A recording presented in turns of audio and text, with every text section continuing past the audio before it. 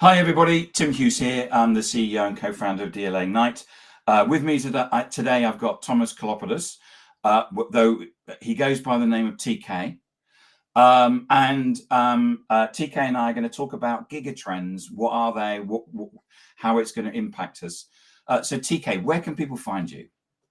They can find me at tkspeaks.com. All of my different properties are somehow linked to that, but they can see a lot of my videos there. They can link to my virtual persona where they can have a conversation with me in real time. Sometimes it's more articulate than the version that you'll get here, Tim. So. But that's where folks can find me, tkspeaks.com. So you've got a book coming out called Giga Trends, or is it out already? So the second edition, it's been out for a year. The second edition just came out last week, and we updated it because so much was happening in the field of AI. The book already looked at AI, but so much has changed in the last year. I think it surprised everyone. So we felt we had to update it to bring it up to speed, not just on where AI is today, but where we see it going over the next 10 to 20 years. So second edition is out now. Okay. And in terms of Giga Trends, you see these as basically forces that are going to impact on us. So why don't you take us through what those things are? So Giga Trends are forces that, as the name implies, will impact the lives of 1 billion or more people. We wanted to find trends that were foundational, they were cornerstones of the future. So we looked at things like the demographic shifts, which are pretty much immutable. The reality is that the world is going to change as far as the population pyramid goes, and we can talk a bit more about that, in dramatic ways that we haven't seen for the last 5,000 years. And is that to do with the fact that we're having less children, and we've got an aging population? So there are a couple of factors here. It certainly does have to do with the fact that the replacement rate is not on par with what we need to continue growing the population. And in many areas, it's reducing the population. So China, for example, China by 2100 will have half of the population it has today. A lot of that is because of policy. A lot of that is because of the one child per family policy. But there are also other dynamics at play here. It's not just the replacement rate. It also has to do with the carrying capacity of the planet. What we don't often talk about is that, let's say generously, 2 billion of the 8 billion people on the planet today live on what we would consider to be well below the poverty level. 4 billion live on less than $7 a day. So there's a carrying capacity to the planet, and what we can do with the industrial models that we've created to help feed those folks, to clothe them, to provide them sanitation and healthcare. So my sense is that what we're going to see is a shift to bringing the other 4 billion, as we call them in the book, online. And that's going to occupy a lot of resource, a lot of time, and require some novel new ways that frankly aren't the economies of scale that we built during the industrial era. So because of those reasons, we're reaching a plateau. And most people believe, demographers who plot these things believe, that we'll hit about 10 billion people, because some areas are still growing. The African continent is still growing in terms of population. Some of the Middle East is still growing in terms of population. So we'll peak at about 10 billion, and that is what's called the carrying capacity of the planet. And I do believe that we're not going to get beyond that. So it won't be just about growth anymore. It'll be about creating an economic engine that does bring the entire population of the world into the economic mainstream. I know that sounds ambitious, but I think that will be the task of the next 100 years. So what other giga trends have you got? So I just mentioned healthcare. Healthcare is the second giga trend we talk about. The reality is, today, if I look at population around the world and healthcare around the world, I just came back from Saudi Arabia and Egypt and the Emirates. The reality is that there's not a healthcare system on the face of the planet that will survive this demographic shift we were just talking about. We won't be able to fund healthcare to address the complexity of the new comorbidities, this aging population, new therapies, new pharmaceuticals.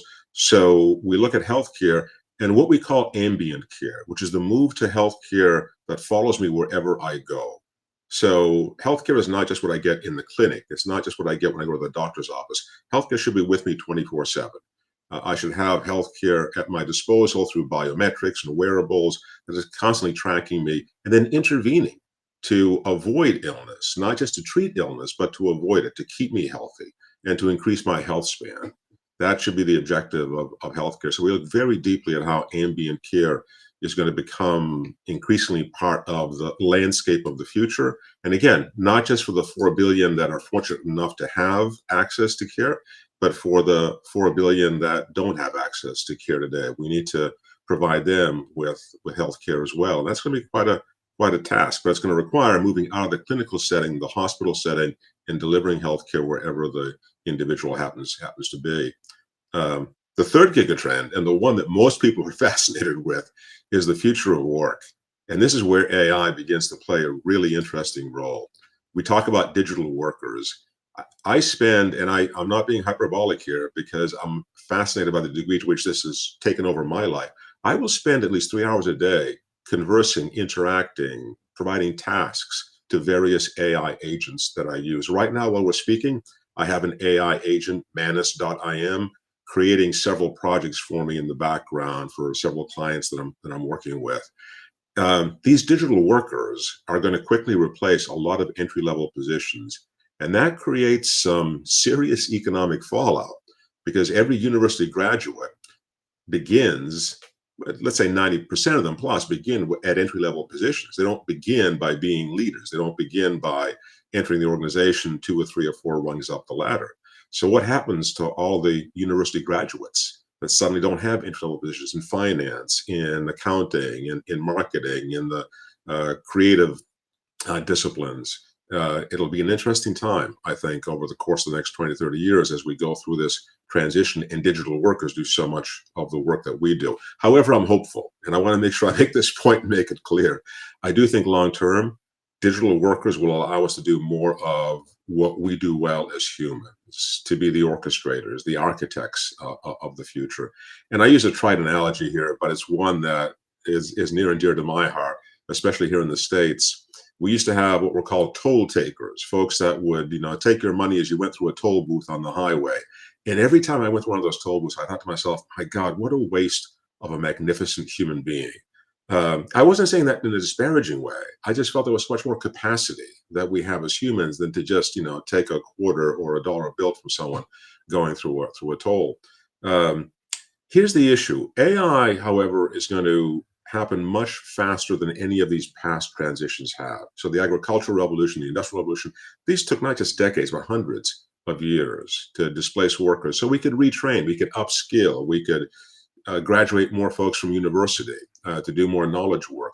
What happens when this occurs over the course of 2 or 3 decades, not 100 or 200 years? That's going to be the challenge, and that will be one of the biggest challenges I think we face. And we talk about this in the book, how we'll cope with this, universal basic income, some of these other mechanisms. But I think it will be an incredible challenge for us as a society, certainly in the developed world, where we value the knowledge worker with such high esteem. It's going to be interesting. I think there's already been some research out over the last couple of weeks about entry-level jobs disappearing. Yes. And so it's a reality, isn't it? Rather than we're not looking in the future; it's actually happening now. No, it's happening now. This is. I keep telling people we will see more change in the next 10 years than we've seen in the last 100. I grew up, my grandmother, God bless her, lived to be over 100 years old. And I used to say to myself, Tim, because I loved her dearly, I spent a lot of time with her, I'll never see as much change as she did, from the Wright brothers to a man on the moon. I've doubted that now for some time. I think that you and I will see much more change over the next 10 years than we've seen over the last 100. It'll come at us that quickly. So this isn't the future. This is the present that we're talking about. And we have to take action now to be able to avoid some of the repercussions of these very dramatic and drastic changes, the economic issues that we're going to have to face, not just the human issues, but the economic issues as well. Any more mega trends that you pick up? Oh, yes.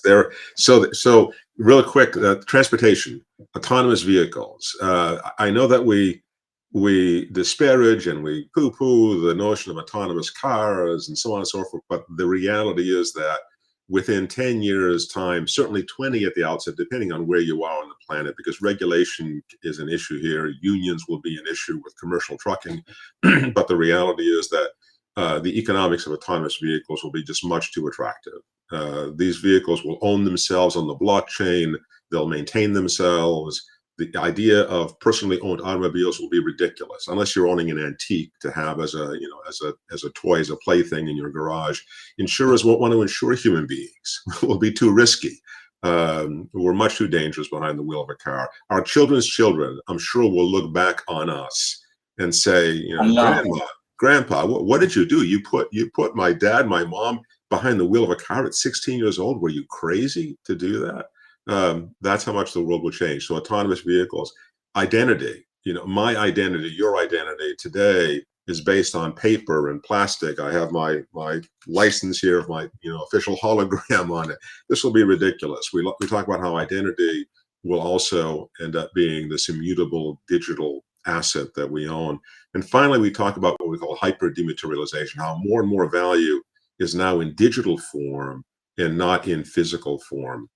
And that sounds odd because a lot of assets, gold is a wonderful example, are still physical assets. They're not going to go away, but increasingly digital assets will occupy more and more the asset base of the world and my personal asset base. And to give you a quick anecdote here, I already am planning for this, and I see many of us doing this. I will leave my digital persona, my digital assets to my children. I will include it in a trust or in my will, and I will bequeath it to them. And it will be a very valuable asset for them because they'll be able to use that in ways to provide for their own economic security going forward. And at the worst case, they'll be able to hear a good dad joke every now and then from my virtual self after I'm long gone. So is that all of the mega trends that you've done now? That's all of them. That's all the giga trends that we've talked about. There are others that weave in and out of this. So climate change is obviously part of this, and we talk about energy when we talk about hyper dematerialization. So we do weave some of the other trends that people have top of mind, like sustainability, climate change, into these. But we believe that they're secondary, believe it or not, because these primary gigatrends are the ones that ultimately are going to drive all of the other gigatrends we talk about. I'll give you an example. If we try to use the industrial engines we've built over the past 200 years to serve the other 4 billion, we'll choke the planet. Climate change will accelerate at an incredible pace. So we have to alter the models with which we deliver services and products to the other 4 billion. And that serves to create a more sustainable economy and planet. So there are other trends that people will probably put into this bucket of giga trends, and we haven't covered all of them certainly, but we think the ones that we have covered are the driving forces in that will be most shaping the future. So we were talking before we came live about artificial intelligence. Yes. And our own use of artificial intelligence, and the way it was changing the way that we were thinking. Because I saw some research today from MIT about the way it was, the way it was. So, some people say we're not thinking anymore. Right. And then we had the discussion, and I'm going to reach for it, about the change that happened when, this is my calculator from school. Yes. How when you and I were growing up, our teachers were aghast that we were thinking of using calculating machines rather than using our heads to add up. Right. And so there is this kind of, we're kind of seeing this thing again. What do you see happening with AI? And you're a big user of AI. What do you see? How's your thought process changing? So let me provide you with a simple observation that I've been sharing lately. AI will make the lazy thinkers lazier and the ambitious thinkers more ambitious. For someone in my demographic or in your demographic, for someone, let's say, above the age of 30 or 40, I think that applies. That's eminently valuable to understand. If you're lazy, this will give you more excuses to be lazy, to procrastinate, to put off doing work, to put off doing creative thinking. If you're ambitious, this will be like steroids for your ambition. It will make you hyper ambitious. My concern is for those in the younger demographic, for Gen Z, for millennials, for Gen Alpha, certainly. What will it do to them? I can only look back to my own experience. And to your point about the calculator, the reason I brought the calculator to class was because I couldn't do my multiplication tables. And still to this day, I will admit it without shame, I've finally been able to shake the burden of sharing this. My multiplications tables are awful, but I love mathematics. I absorb it like a sponge. If I didn't have that calculator, I would have hit a brick wall because I couldn't do my multiplication tables. I never would have gotten any further. But because I had the calculator, I was able to explore greater dimensions of mathematics that were not only gratifying to me, but I think helped me as a person to develop and to evolve.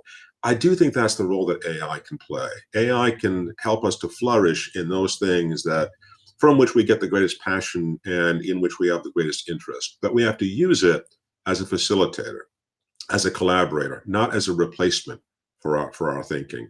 That has to be taught. You know, today we teach students how to use computers and how to do things with computers to enhance their lives. We're not doing enough of that with AI. We have to show them how to use AI, that AI is a collaborator, that you are the architect, you are the creative force, and AI is going to be the means by which you accelerate and amplify that. If we take that path, and I believe we will over time, but we're not so much today, then I think AI fills a very valuable role and it accelerates our ambition. But don't make any mistake about it. The lazy will always be lazy. I've taught at university level for many years now. You can pick the ones that are going to be ambitious and the ones that are going to take the shortcuts. It is human nature. AI will only amplify both ends of that spectrum. Do you think that we're going to start having some sort of digital consciousness?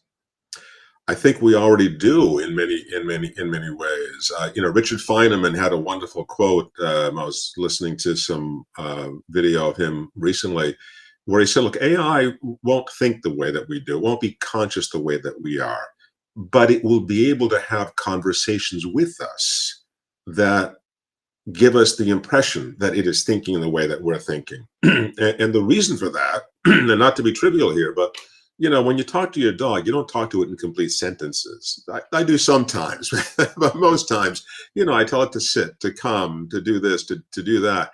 AI will similarly treat us, speak to us in ways that we understand.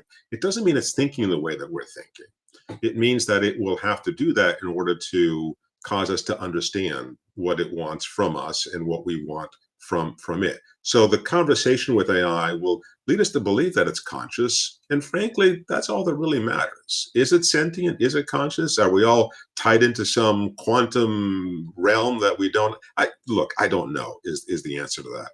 But it will certainly appear to be conscious. It will appear to be a thinking, rational entity. And to that degree, it can help us to have conversations that are more meaningful, because that is the way that we relate one to another as humans. What is it really thinking? How does it think? I'm not sure that even matters any more than I understand what's going on behind this piece of glass right now as I talk to you with the millions and millions of integrated circuits and transistors that are firing. I don't know what's going on there. Not really sure what's going on up here either. But I know that it works. I know we're having a conversation, and I know that it's meaningful and something is coming out of it. And that's really all that matters at the end of the day when I talk with AI and collaborate with it. Is there a way that we can use Giga Trends in our business strategy? I believe future-proof our business strategy. Well, thank you. You took the words right out of my mouth. It's to future-proof it, not to future-proof it by predicting the future. And we're careful, although we make some assumptions, some predictions in the book about every one of the Giga Trends, and we try to do it over the course of the next 8 decades as we move to 2100. The reality is that there are far too many variables to fully predict the future. What we can do is build the resilience that we need to survive whatever scenario comes at us. And that was the purpose of the book, is to give you a landscape that enables you to understand what the various ways that the future might evolve will be, and how they will impact you as an individual, us as a society, our economy, and our organization. So I think the book is filled with information that helps you to better understand how to navigate all of these potential futures. And there are many of them. And none of us know exactly which one will shape the path going forward, but we all have to be constantly, I think, evaluating that roadmap reassessing it, and making the case that the future is by necessity unknown and highly uncertain, but we still have to survive it nonetheless. A VP that I work for, he said that in leadership, it was all about having no surprises. And I think that by understanding about the Giga Trends and educating yourself, Right. I agree with you. You can't necessarily predict the future, but at least you're not going to be surprised. Exactly. And well, there will always be some surprises. I think the nature of our world today is that there's always going to be something that comes at you out of left field. But the more intensely you study the alternatives and look at the possibilities, the more likely you are going to be to survive even those surprises. Resiliency is like a muscle. You know, we build strength. We don't know exactly how we'll need that strength or where we'll need it, but it serves us in ways that we can both anticipate and that we can't. Resilience is a muscle like any other muscle. And to build it, you have to constantly, in a disciplined way, be looking at, evaluating, and understanding the various ways the future might evolve. And that's what we try to do in the book, is give you as broad a landscape as possible to look at those futures, those potential futures, and then to ask, are we prepared for that? As crazy as it might be, are we prepared for that future? And there's a lot of scenario-based planning that I do with organizations. And it's amazing, Tim, how narrow sometimes their view of the future is, and how likely their scenarios are. Look at the pandemic, not a likely scenario. So we have to, when we look at the future, we have to plan for those things that are outliers, for those things that are unreasonable, and ask the question, can we also survive those scenarios? TK, thank you so much for coming on today. It's been fascinating. Been really looking forward to. So, have you got a book you can hold up there, or? You know what? I shouldn't I? Do I have I have the I don't have the latest cover of the book. This is the second edition has an entirely new cover that we pulled together. It's on Amazon, which is where everyone buys their books these days, obviously. Yes. And you can also go to gigatrends.io to find out more about the book, listen to some audio clips, check out an excerpt of the bonus chapter that we just included on the future of AI as well. Okay, and where can we find information about you, TK? tkspeaks.com is where you can find all the information about me. And yes, go ahead and have a chat with my virtual self and ask it the same questions and see if it comes up with the same answers. That would be interesting, yes. TK, thank you so much for coming on and talking about your book and talking about Giga Trends. It's been excellent. It was my pleasure. It was a wonderful conversation.